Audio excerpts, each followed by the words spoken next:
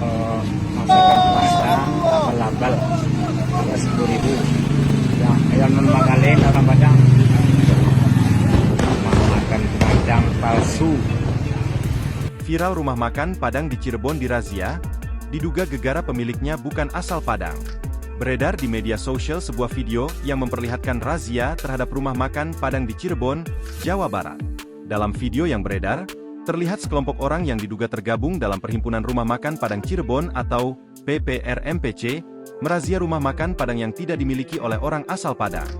Dalam video tersebut, terlihat 3 orang berdiri di depan rumah makan Padang yang diduga menjadi sasaran razia. Di sekitar lokasi itu juga tampak beberapa lapak makanan lain yang berdiri berjejer.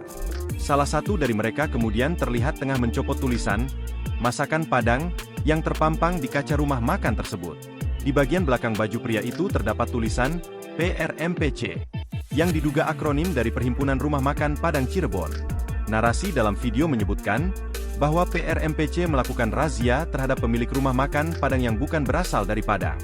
Namun, hingga saat ini, belum ada informasi pasti mengenai lokasi rumah makan yang dirazia maupun alasan tindakan tersebut. Tim TribunSumsel.com masih berupaya menelusuri peristiwa yang ramai dibicarakan ini. Download Tribun X sekarang, menghadirkan lokal menjadi Indonesia.